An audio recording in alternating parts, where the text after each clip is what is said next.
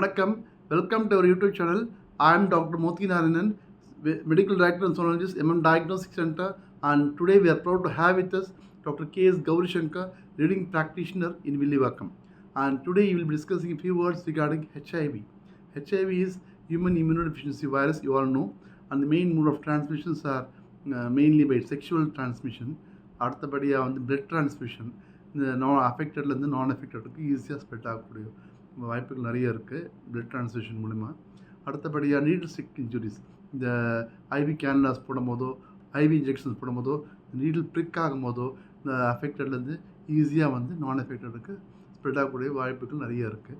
அடுத்தபடியாக மெட்டர்னோஃபீட்டல் டிரான்ஸ்மிஷன், மதர்லேருந்து பேபிக்கு இந்த ப்ரெக்னன்சியில் டிரான்ஸ்மிட் ஆகும்.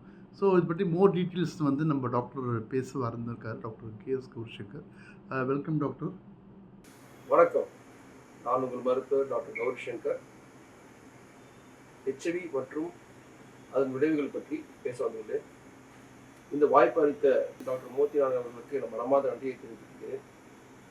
அவருடைய இந்த யூடியூப் சேனலுக்கு எனது நன்றியும் வாழ்த்தையும் தெரிவித்துக் கொள்கிறேன். நாம எனக்கு என்ன டாபிக் பார்க்க போறோம்னா ஹெச்ஐவிங்கிறது வந்து ஒரு உயிர்கொல்லி நோய் அப்படின்னு சொல்கிறாங்க. எந்த நோயுமே உயிர் கொல்லும்.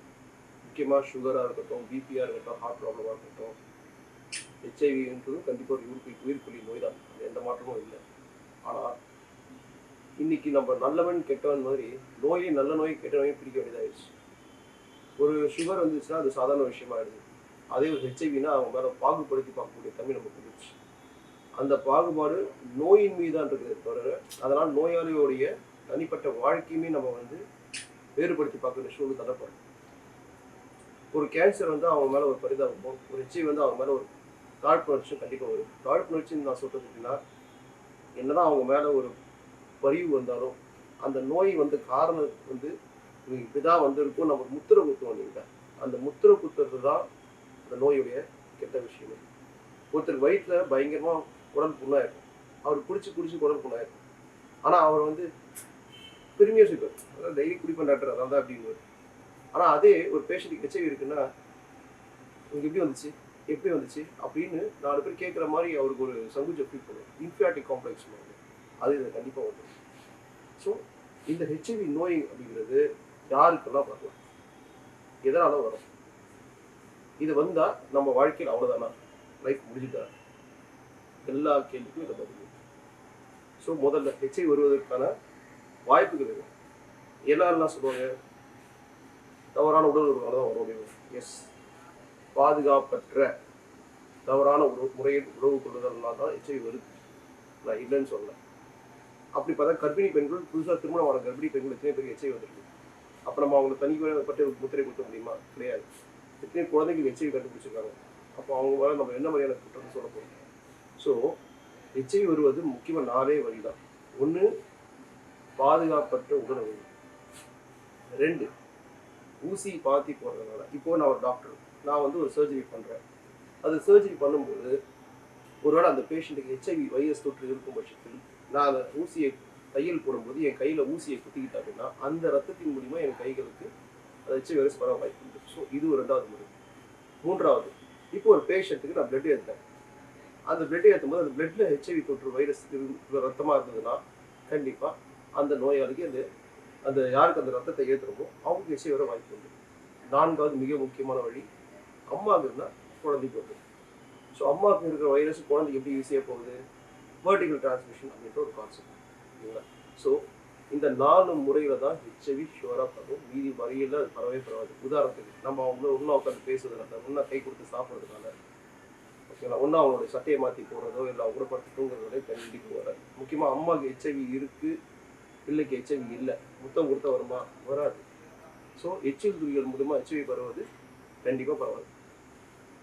நீங்கள் சொல்லலாம் இருமல் காய்ச்சல் மூலிமா டிபி பரவ வாய்ப்பு உண்டு. இப்போ கோவிட் டைமில் மாஸ்க் போட்டுருந்தோம், கை கொடுக்குறதுக்கே பயந்துட்டு. ஆனால் நம்ம மக்கள் ஹெச்ஐவிக்கும் சில விஷயங்கள் அதை செய்கிறாங்கன்றது தான் வருத்தத்தக்க விஷயம். நோயை காரணம் காட்டி நோயாளியை புறக்கணிப்பதுன்றது மிகப்பெரிய தவறு. அதுக்காக தான் நம்மளுடைய இந்திய அரசாங்கம் 2017 ஹெச்ஐவி ஆக்ட் 2017 ஒரு நோய்க்கான தனி சட்டமே கொண்டு வந்தாங்க. பொதுவாக மருத்துவத்துக்கான தனி சட்டம் உண்டு.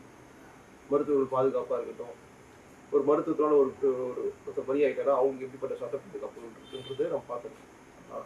ஒரு நோயை காரணம் காட்டி அதுக்குன்னு தனி சட்ட பாதுகாப்பு உருவாக்கப்பட்டது ஹெச்ஐவி ஆக்ட் 2017. ஸோ அந்த ஆக்டு கீழே ஒருவர் ஹெச்ஐவின்ற நோயை சொல்லி அவரை திட்டுவதோ, அவன் ஹெச்ஐவி பேஷண்ட்டை திட்டுறதோ, இல்லை ஹெச்ஐவி காரணம் காட்டி அவனுக்கு கிடைக்கிற சொத்து உரிமை கிடைக்காம பெறுவதோ, இல்லை அந்த நோயை அவன் அனுமதி இல்லாமல் அவனுடைய விஷயத்தை வெளியே ஷேர் பண்ணுறதுனாலையோ நமக்கு அந்த சட்டத்தின் கீழ் தண்டனை உண்டு. அட்லீஸ்ட் ஒரு மாதத்துலேருந்து ஒரு வருஷம் வரைக்கும் 10,000 1 லட்சம் வரைக்கும் ஒரு அதை உண்டு. ஸோ ஹெச்ஐவியால் பாதிக்கப்பட்ட எவரையும் நம்ம வந்து புறக்கணிக்கவோ ஒதுக்கவோ கூடாதுன்றதை இப்போ நான் அங்கே கேட்டுக்கிறேன். ஸோ நான் சொன்னேன் இல்லையா, அந்த 4 வழி மூலிமா ஹெச்ஐவி பரவுதுன்னு நான் சொன்னேன் இல்லையா, அந்த 4 வழியை பொறுத்த வரைக்கும் இந்த ரத்த மாதிரி மூலிமா, அதாவது ரத்தம் ஏற்றுவதன் மூலிமா ஒருத்தர் ஹெச்ஐவி பரவுவது வாய்ப்பு இருக்கா? இருக்குது. ஆனால் அது எப்படி கட்டுப்படுத்திட்டோம்? ஒவ்வொரு ரத்த தானம் செய்பவர்களுக்கும் நாங்கள் என்ன பண்ணுறோம், 5 விதமான பரிசோதனைகள் செய்கிறோம். ஹெச்விஎஸ்ஏஜி, ஹெச்சிவி, ஹெச்ஐவி, இது 3 வைரஸ் டெஸ்ட். அப்புறம் எம்பி, அதுக்கப்புறம் வந்து விடிஆர்எல் அப்படிங்கிறது வந்து பாலின நம்பர் டெஸ்ட். ஸோ இந்த விடிஆர்எல் டெஸ்ட்டோ இந்த ஹெச்ஐவி டெஸ்ட்டோ பாசிட்டிவ் வந்தது அப்படின்னா நம்ம என்ன நினைக்கிறோம், இது பால்வினை சம்பந்தமான நோய். ஹெச்ஐவி பாசிட்டிவ் நான் சொல்கிற ரத்த பாதிப்பினால வரும். ஆனால் அந்த விடிஆர்எல் கண்டிப்பாக பாதுகாப்பற்ற உடல் உறவு மூலியமாக மட்டும்தான் பரவும். மெயினாக அதுக்கும் ரத்த மாதிரி மூலியமாக பரவும். ஸோ விடிஆர்எல் பாசிட்டிவ் வருதுனாலே இன்னும் கேர்ஃபுல்லாக ஹேண்டில் பண்ணணும். அது ஹெச்ஐவி பாசிட்டிவ் ஆகிற வாய்ப்புகள் ஜாஸ்தி இருக்குது. இந்த நான் சொன்ன இந்த ஹெச்சிவியாக இருக்கட்டும், ஹெச்விஎஸ்ஏஜியாக இருக்கட்டும், இதுவும் அதே மாதிரி பாசிபிள் இருக்குது. MP malaria parasites, anopheline parasites. So இந்த 5 டெஸ்ட்டு பரிசோதித்த பிறகுதான் அந்த ரத்த மாதிரியை ஒரு பேஷண்ட்டுக்கு ரத்தமாக ஏற்றுவோம். இது 5மே இல்லைன்னு உறுதி பண்ண பிறகு தான் அதை blood is fit for transfusion. இந்த ஃபிட் ஃபார் டிரான்ஸ்ஃபியூஷன் வார்த்தைக்கு என்ன அர்த்தம்? அது ஒருத்தருக்கு செலுத்தலாம். ஒரு ரத்தத்தை வந்து இன்றைக்கி நான் என் ரத்தத்தை கொடுக்குற தானம் செய்கிறேன் அப்படின்னா 35 நாளுக்குள்ளே அதில் ஒருத்தருக்கு ஏற்றிடும். ஸோ நீங்கள் தானம் செய்யணும்னா அடுத்த நாளுக்குள்ளே ஒரு 24 ஹவர்ஸ்க்குள்ளே அது பிளட்டில் இருக்கிற இந்த 5 டெஸ்ட்டுமே செக் பண்ணிவிட்டு உடனே அது வந்து டிஸ்ட்ரிபியூஷனுக்கு போயிடும். 35 நாளுக்குள்ளே அது போகலை அப்படின்னா அது வந்து டிஸ்கார்ட் தான் செய்யும். ஸோ இதனால் ஹெச்ஐவி பரவுவது வாய்ப்பு இருக்கா? முற்றிலும் அகற்றப்பட்டு விட்டது. ஸோ ரத்தத்தின் மூலிமா ஹெச்ஐவி பரவுவது வந்து குறைஞ்சிச்சு. 1.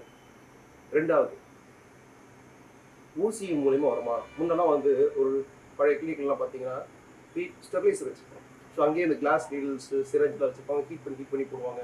சில பேர் ஒரே ஊசியை மாற்றி போடுவாங்க. ஸோ இதனால் ஹெச்ஐவி பரவுதுன்னு சொல்லி நம்ம படிச்சு இப்போ ஒரு நிறைய நியூஸ் பார்த்துருப்போம். அந்த ஊரில் எப்படி ஆச்சு, இந்த ஊரில் அப்படி ஆச்சு. ஆனால் டிஸ்போசபிள் நீடில்ஸ் அண்ட் சிரஞ்சஸ் வரதுனால யாருக்கும் எந்த பாதிப்பும் வரல. பர்டிகுலர்லி நாம சொல்லக்கூடிய இந்த ஊசியின் மூலிமா பரவக்கூடியது எப்படி அப்படின்னா, ஒரு வேளை அவங்களுக்கு வந்து ரத்தம் எடுப்பதற்காக ஊசி கொடுத்தாலோ, இல்லை நரம்பு வழியில் மருந்து செலுத்தினாலோ, இல்லை அவங்களுக்கு வந்து வென்ஃப்ளான்னு சொல்லக்கூடிய அந்த ஒயிட் போட்டில் இதெல்லாம் போட்டாலும் தான் நமக்கு இந்த மாதிரியான நோய்கள் பரவதுக்கான வாய்ப்புகள் உண்டு. ஸோ அந்த ஊசியை போட்டுட்டு, இப்போ நான் ஒரு டாக்டர், நான் ஒரு வென்ஃப்ளான்னு சொல்லக்கூடிய IV லைன் போடுறேன். போட்டுட்டு அந்த ஊசியை எடுத்து டிஸ்போஸ் பண்ணும்போது என் கையில் நான் குத்திக்கிட்டேன் அப்படின்னா எனக்கு வர வாய்ப்பு இருக்கா? இருக்குது. ஒரு நான் ஒரு IV இன்ஜெக்ஷன் போடுறேன். போட்டுட்டு அந்த ஊசியை ரீகேப் பண்ணும்போது எனக்கு வர வாய்ப்பு இருக்கா? இருக்குது. இது யாருக்கு அதிக பாதிப்பு உண்டாகும் அப்படின்னா நர்சிங் ஸ்டூடெண்ட்ஸ், நர்சஸ், அவங்க தான். ஏன்னா அவங்க தான் மெயினாக நிறைய IV லைன்ஸ் போடுவாங்க. பிளிபாட்டமிஸ்ட்னு சொல்லக்கூடிய லேபில் பண்ணுறாங்க. ஸோ இவங்கெல்லாம் இதை கொஞ்சம் கேர்ஃபுல்லாக ஹேண்டில் பண்ணணும். ஸோ நீடில் ஸ்டிக் இன்ஜுரி ஆச்சுன்னா இமீடியட்டாக அவங்களுடைய நிர்வாகத்துக்கு தெரிவிப்பதன் மூலமாக இமீடியட்டாக PEP அப்படின்னு சொல்லக்கூடிய போஸ்ட் எக்ஸ்போஷர் ப்ரொஃபிலாக்சிஸ் அப்படிங்கிற ஒரு மாதத்துக்கான மருந்து சரி சாப்பிட்டால் கண்டிப்பாக இது வராது. இது 100% கேரண்டி. 2வது, இந்த விஷயத்தை பொறுத்த வரைக்கும் மருத்துவர்கள் ஒரு ஆப்ரேஷன் செய்யறதுக்கு முன்னாடி எல்லா டெஸ்ட்டும் எடுத்துக்குவோம். அதையும் மீறி ஒரு நீடில் ஸ்டிக் இன்ஜுரி ஆயிடுச்சு அப்படின்னா, இல்லை ஒரு ஹெச்ஐவி பாசிட்டிவ் பேஷண்ட்டுக்கே ஒரு சர்ஜரி பண்ணும்போது கையில் ஊசி குத்திட்டாங்கன்னா அவங்களுக்கும் 1 மாதம் மாத்திரை போட்டால் கண்டிப்பாக பூர்ண குணமாகும். என்னோட நண்பர்கள் நிறைய பேர் அது ஹெச்ஐவி பாசிட்டிவ் பேஷண்ட்ஸ்க்கு ஆப்ரேட் பண்ணியிருக்காங்க. ரொம்ப ரேராக கையில் குத்திருக்காங்க. அவங்க 1 மாதம் மாத்திரை போட்டு இது வரைக்கும் பல வருஷம் ஆச்சு, யாருக்கும் எந்த ஹெச்ஐவி தொற்றும் வரல. ஸோ ஹெச்ஐவி மூலியமாக தடுக்கப்பட்டது. 3வது நான் என்ன சொன்னேன், தாயிடமிருந்து செய். இந்த தாயிடமிருந்து செய்யை பொறுத்த வரைக்கும் ஒரு அம்மாவுக்கு ஹெச்ஐவி தொற்று கண்டுபிடிச்சிட்டோம். இப்போ அது குழந்தை வர வாய்ப்பு இருக்கா? 100% வாய்ப்பு இருக்கு. முன்னாடி இப்போ 100% கட்டுப்படுத்தப்படும். எப்படி கட்டுப்படுத்திருக்கோம்? கிட்டத்தட்ட ஒரு அம்மாவுக்கு வயிற்றுல இருக்கும்போது ஃபர்ஸ்ட் ட்ரைமஸ்டர், அதாவது ஒரு 9 மாதத்தை 3ஆக பிரிச்சுக்கணும். முதல் 3 மாதங்கள், இரண்டாவது 3 மாதங்கள், மூன்றாவது 3 மாதங்கள். ஸோ நம்ம கவர்மெண்ட்டில் கூட பார்த்தீங்கன்னா என்ரோல் பண்ணணும்னா ஸ்கீம்ஸ் இருக்குது. ஸோ ஃபஸ்ட்டு வந்து கவர்மெண்ட் என்ன பண்ணுவாங்க, இந்த கவர்மெண்ட்டில் ரெஜிஸ்டர் பண்ணிங்கன்னா உங்களுக்கு ஃபண்டு கொடுக்கும். ஒவ்வொரு டைம்லையும் முதல் 3 மாதத்தில் ஃபஸ்ட்டு ஸ்க்ரீனிங்க்கு ஒரு அமௌண்ட்டு, அது பாப்பாவுடைய 1.5 ஆண்டுக்கான அந்த வேக்சின் போடுற வரைக்கும் அந்த கவர்மெண்ட் ஃபண்டு மட்டும் இல்லாமல் அரசு பெட்டகம் தராங்க இல்லையா. ஸோ இது எல்லாமே அந்த ஸ்கீம் அடங்கிடும். ஸோ அந்த முதல் 3 மாதத்தில் அவங்க ரெஜிஸ்டர் பண்ணும்போதே ஹெச்ஐவிக்கான பரிசோதனை செய்யப்பட்டிருக்கணும் அப்படின்றத கவர்மெண்ட் மேனிட்டே கொண்டு வந்து. ஸோ அவங்களுக்கு மட்டும் சரி பண்ண போதுமா, அவங்க கணவருக்கும் சரி கண்டுபிடிக்கும். அந்த கர்ப்பிணி பெண்ணும் அந்த கர்ப்பிணி பெண்ணும் கணவருக்கும் ஹெச்ஐவி பரிசோதனை செய்தால்தான் இது முற்று பெறும். அப்போ தான் அவங்க 2வது ட்ரைமெஸ்டருக்கான ஸ்கீம்லேயே என்ட்ரு ஆகும். இது வந்து ஒரு மேண்டேட்ரி. சட்டம் என்ன சொல்லுது, போகிறவனை கையை பிடிச்சிட்டு ஹெச்ஐவி இருக்குதா டெஸ்ட் பண்ணு அப்படின்னு நம்ம யாரையுமே கம்பல் பண்ண முடியாது. இது சட்டம் சொல்லுது. ஆனால் கண்டிப்பாக இவங்க எல்லாரையும் நான் டெஸ்ட் பண்ணணும். யார் டெஸ்ட் பண்ணணும், யார் ஆக்டிவ் செக்ஷுவல் லைஃப்பில் இருப்பா, புதுசாக திருமணம் ஆனவங்க எல்லாருமே ஆக்டிவ் செக்ஷுவல் லைஃப்பில் இருப்பாங்க. ஸோ அவங்கள யாரெல்லாம் கர்ப்பமாகறாங்களோ அவங்க எல்லாரையும் நம்ம என்ன பண்ணுறோம், கர்ப்பம் தெரிவித்த உடனே ஹெச்ஐவி பரிசோதனையே பண்ணணும் அப்படின்றத நம்ம அறிவுறுத்துறோம். இதுக்கு தான் ஒவ்வொரு அரசு மருத்துவமனைகள்லையுமே, முக்கியமாக ஒவ்வொரு வட்டார மருத்துவமனையாக இருக்கட்டும், இந்த கார்பரேஷன் ஜோன் ஹாஸ்பிட்டல்ஸாக இருக்கட்டும், எல்லா இடத்துலையும் பார்த்தீங்கன்னா ஐசிடிசின்னு சொல்லக்கூடிய ஒருங்கிணைந்த ஆற்றுப்படுத்துதல் மற்றும் ரத்த பரிசோதனை மையம். இப்போ பொதுமக்களுக்கு என்ன சார் இவ்வளோ பெருசாக இருக்குது டீட்டெயிலாக, சிம்பிளாக சொல்கிறேன், நம்பிக்கை கல்வி.